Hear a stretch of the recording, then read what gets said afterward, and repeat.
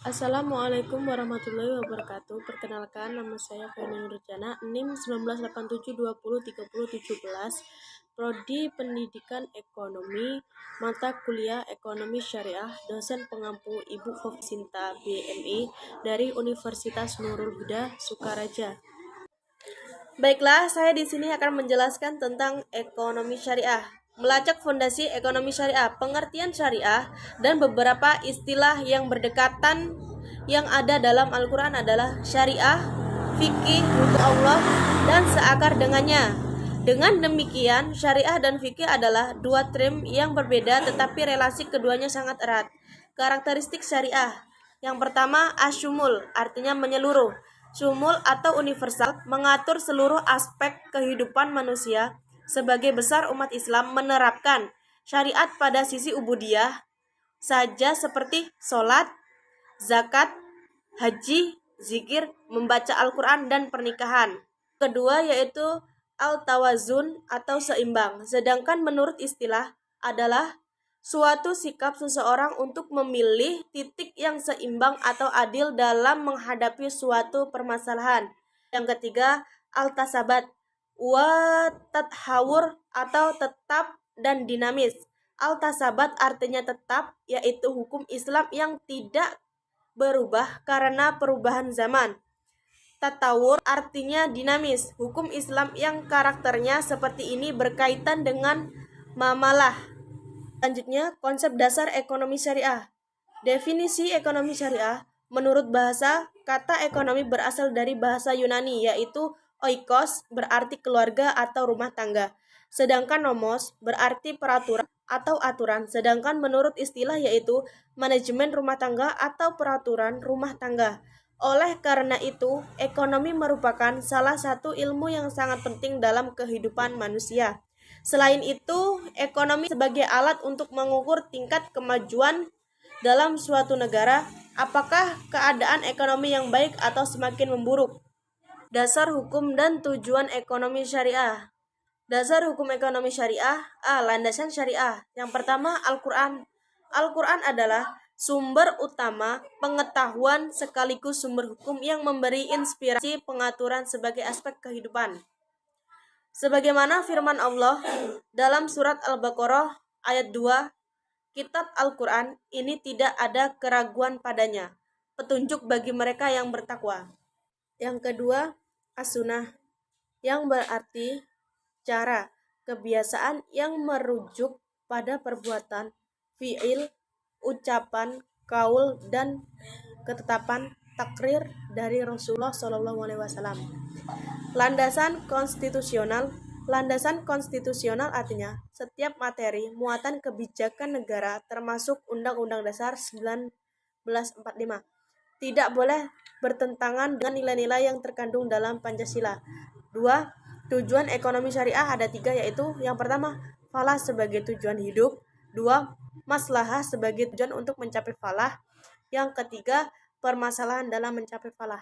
Selanjutnya, paradigma ekonomi syariah. A. Pandangan Islam terhadap ekonomi. B. Metodologi ekonomi syariah. C. Rancangan bangun ekonomi syariah. D. Paradigma ekonomi syariah. Perbandingan sistem ekonomi dan ciri utama ekonomi syariah. Yang membedakan sistem ekonomi suatu negara dengan negara lain yaitu ideologi negara, sistem politik, sistem pemerintah, lembaga-lembaga sosial, ekonomi, dan budaya. Ciri ekonomi syariah menurut Muhammad Abu Zahra. A.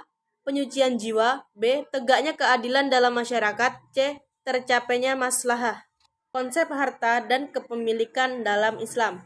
Harta dalam bahasa Arab disebut al-mal, yang berasal dari kata ma'ala yaumulu mailan, yang berarti condong, cenderung, dan miring. Harta sendiri berarti kekayaan, properti, aset, barang, dan arti yang sejenisnya.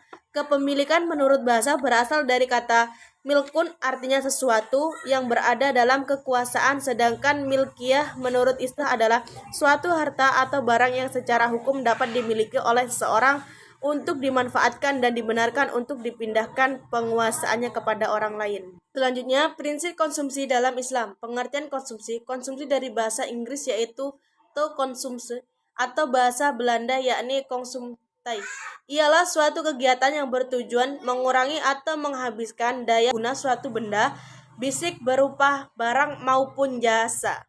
Untuk memenuhi kebutuhan dan kepuasan secara langsung, konsumen adalah pemakai barang atau jasa konsumsi dalam ekonomi syariah. Upaya memenuhi kebutuhan baik jasmani maupun rohani, sehingga mampu memaksimalkan fungsi kemanusiaannya sebagai hamba Allah Subhanahu wa taala untuk mendapatkan kesejahteraan atau kebahagiaan di dunia dan akhirat atau falah.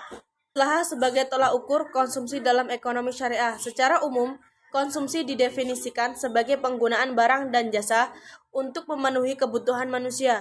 Tujuan utama konsumsi sebagai seorang muslim adalah sebagai sarana penolong untuk beribadah kepada Allah Subhanahu wa taala.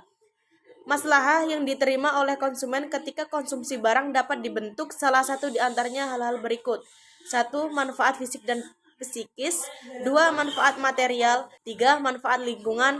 4. Manfaat jangka panjang. Di samping itu, kegiatan konsumsi akan membawa berkah untuk konsumen jika yang pertama, barang yang dikonsumsi bukan barang haram. 2. Barang yang dikonsumsi tidak berlebihan. Perilaku konsumsi dalam ekonomi syariah. Muhammad Muflih menjelaskan tentang konsumsi dalam Islam bahwa perilaku seorang konsumen harus mencerminkan hubungan dirinya dengan Allah Subhanahu wa taala. Seorang konsumen muslim akan mengalokasikan pendapatnya untuk memenuhi kebutuhan duniawi dan ukhrawinya. Konsumsi tidak dapat dipisahkan dari peranan keimanan. Distribusi dalam Islam. Fungsi distribusi untuk menyalurkan barang atau jasa sehingga sampai ke tangan konsumen atau yang membutuhkan. Islam membicarakan masalah distribusi pada skala yang lebih luas dan lebih komprehensif. Selanjutnya, permintaan dan penawaran dalam perspektif ekonomi syariah.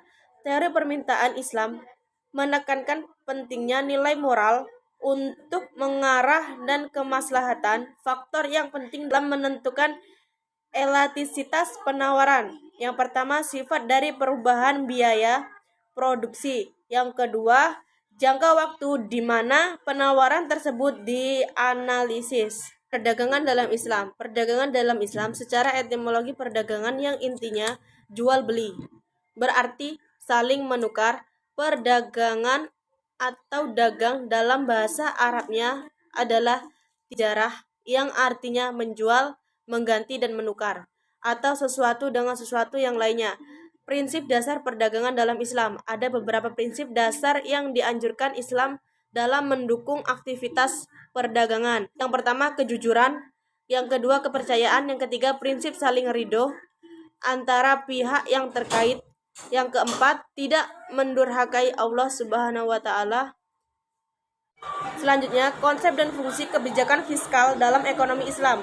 Kebijakan fiskal adalah kebijakan pemerintah untuk mengubah pengeluaran dan penerimaan pemerintah guna mencapai kestabilan ekonomi atau untuk mengelola perekonomian ke kondisi yang lebih baik.